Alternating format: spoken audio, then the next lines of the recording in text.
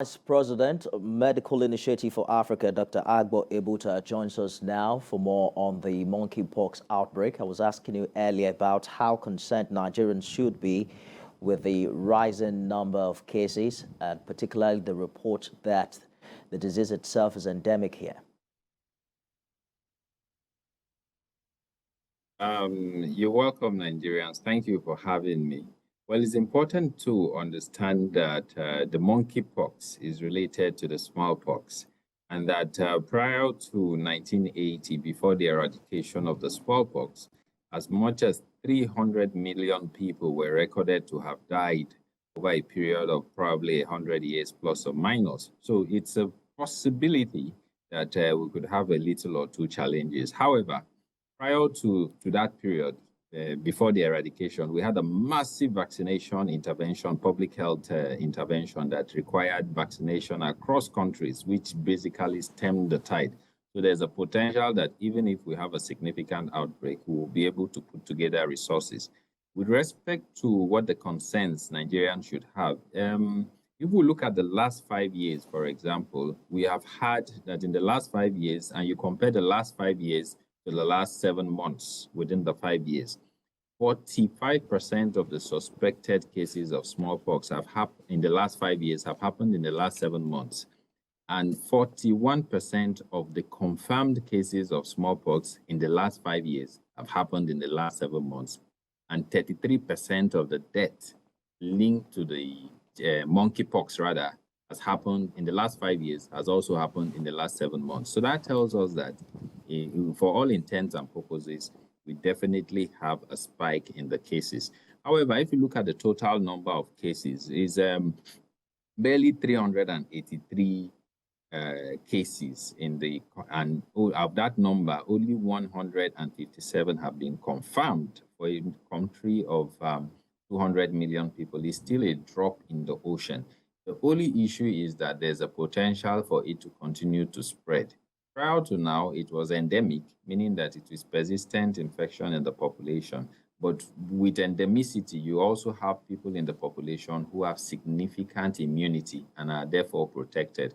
So it's while we are not afraid, we are not as worried as we are when we compare it to other infections like COVID and the other infections like COVID, HIV, and the rest.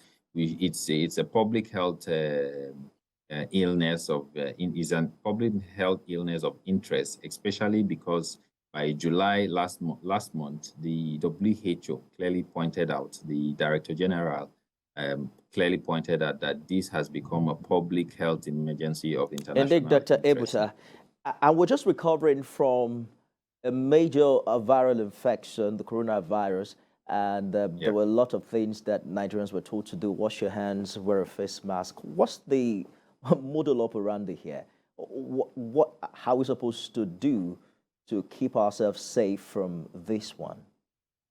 Well, we need to take several steps. We need to look at it from a health system point of view, meaning that, for one, we have to step up, we have to strengthen case surveillance. Case surveillance would mean that we need to talk to our healthcare practitioners, we need to re-educate them, we need to retrain them, we need to increase and deepen their knowledge when it comes to monkeypox. Every healthcare practitioner needs to know that for every facility, for every local government, there is a designated disease notification officer. So a disease notification officer would pick up a case when a health practitioner suspects it, and the disease notification officer will now inform the state epidemiologist for that state, who would now inform the epidemiology at the Federal Ministry of Health, and then you can scale it up to WHO, African Union, CDC, and what. So we need to step up case surveillance. The next thing we need to build up is case detection, which will require that we have the facilities for testing, PCR testing, and genomic testing. So we need to be able to track infections and track mutations. That would tell us to a large extent whether the virus is mutating, and that would allow us to estimate the threat. Apart from that, we also need to increase the capacity for case management. The treatment for monkeypox in most situations is usually supportive care, meaning that people who have fever, you treat them with fever. People who have rashes, we treat them with emollients. The case fatality rate, that is the percentage of people who would die has actually reduced compared to previous outbreaks. So we usually have the percentage is now around 3%, meaning there's just 3% of the people who are infected will die. When it comes to case management, we need to now increase access to information about supportive care. The specific treatment for monkeypox is very expensive and is not available, and you require up to 27 pages of documentation for you to access treatment. And even in the US, it's difficult. Beyond treatment, for prevention especially, we need to understand that transmission is through contact with people who are suspected cases or confirmed cases. So people who have rashes, people who have been confirmed, and people who have rashes, until those rashes heal, they are infective. So once you come in contact with saliva, with secretions, with I get your point, Dr. Ebuta. We have to go now, but talk to us very briefly about other symptoms to look out for beyond fever and rashes. Well, for up to 42% would not have fever, but most people who have monkeypox will have rashes. So 42% may not have fever, headache, body aches, which are the initial symptoms in as much as 60% or 58%. So 58% will have headache, they will have fever, they will have body aches, and after a couple of days, they will now develop the rash. The rash will usually start from the head, and then it will spread to other parts of the body. It will go from a hard rash, and then it will break up and it will open up to a little wound, which can be infected by bacteria. And that is when people are likely to be infected. I'm afraid we have to go now. It's a good place to leave it. Thank you. Dr. Agbor Ebuta, family physician and vice president of Medical Initiative for Africa. Thank you for talking to us tonight.